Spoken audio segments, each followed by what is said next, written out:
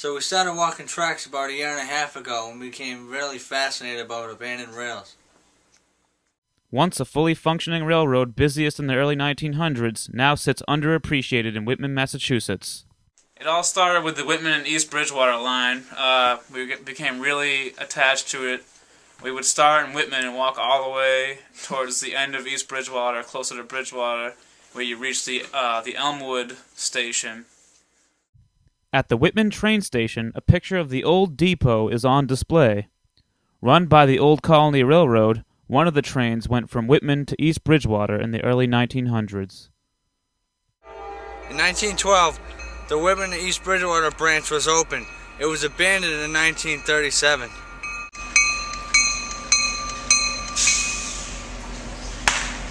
Ooh. The foundation for the roundhouse still remains. It held 4 trains that went from Whitman to Boston every day.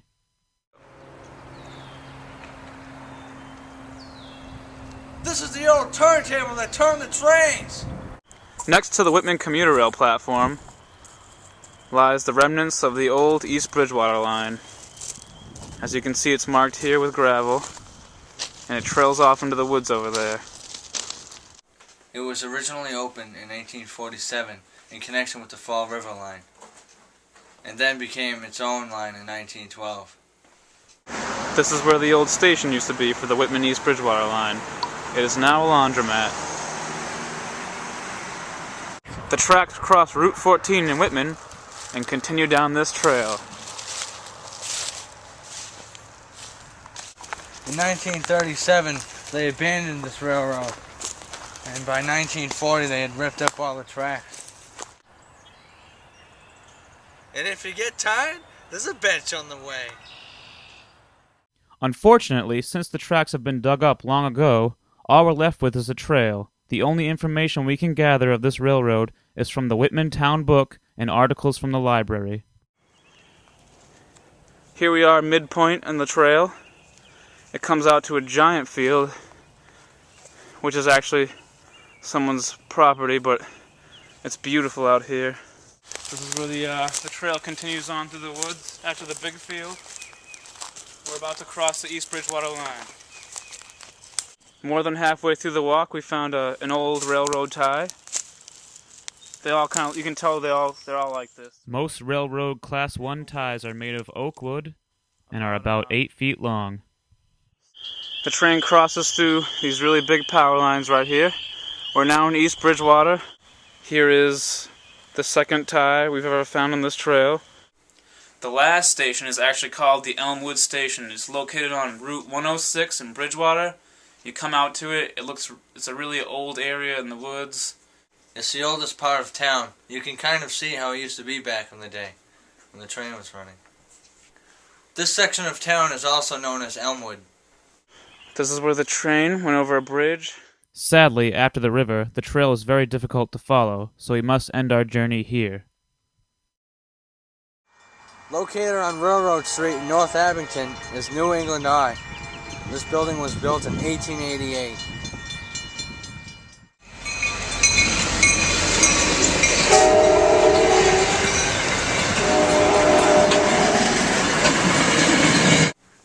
Now our most recent fascination was the Hanover Branch Railroad, running from North Abington all the way to South Hanover.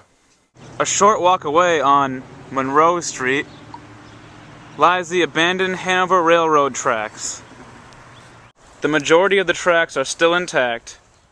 Right away we found an old switch for the tracks so the train could go one way or another. Most of the railroad ties are also still visible on this trail.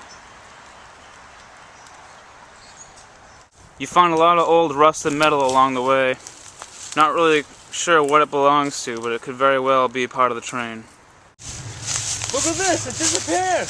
Right here! We found out later from a worker at New England Art that one of the tracks was only used for cargo to sit on overnight. We actually talked to a few of the local residents of North Abington, around that part of town where the train started, and they actually remember the old train running through town and how busy that part of town would be around that time. The tracks cross a side street in Abington, and then we come across something that's very interesting. This is what they actually took out of the street. This used to be over there, and it's seen this train tracks underneath us right now. A little further into the woods, a train bridge crosses over a stream. And right now, we have reached the Rockland Golf Course. This is probably the most gorgeous part of the walk on a sunny day. Walking by the golf course, you are very likely to be near active golfers, so watch out.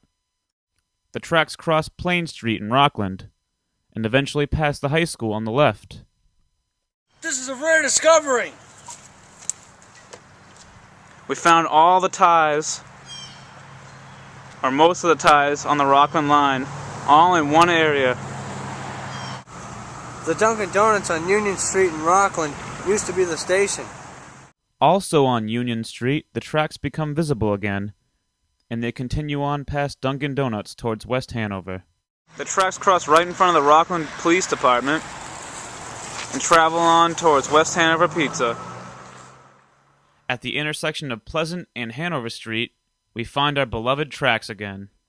Here we found an old signal box that was used for communication on the rails. As you can see, it says crossing right there and a number. It's pretty decrepit. And there's a lot of little electronics in there used for communication. I think in this little box right here there was a phone. It's all rusted and old now. Where these buildings stand today was the old spot of the original freighter depots for the actual Hanover Railroad train. It was originally created for passengers, but then became a main freight line. Just came across the old train bridge in Hanover. This is the Drinkwater River Bridge. It's beautiful. We came across an old burial ground for the train. There's a huge pile of rails, a pile of railroad ties, and what appears to be an old platform for the train. Definitely a great surprise for us. Here we find a bulletin board in memory of the train. This is on Water Street in Hanover. This document was actually dated October 1867, which is the year that this train started running. And here, right here is the receipts for passengers and all the expenses on the train, like materials sold and interest. We interviewed a man who worked for the Old Colony Railroad for 28 years. He told us about the Hanover Railroad. He said the man who used to run the train would park the train at what is now Mayette's in Hanover and would walk home at night just to wake up in the morning to run the train again. Here at Ludham's Ford in Hanover, the tracks ran along the side of the pond, and they crossed the street into the woods, where we're near the end of our trail. From West Hanover, the line went through Rockland to Abington, where it joined the Old Colony line.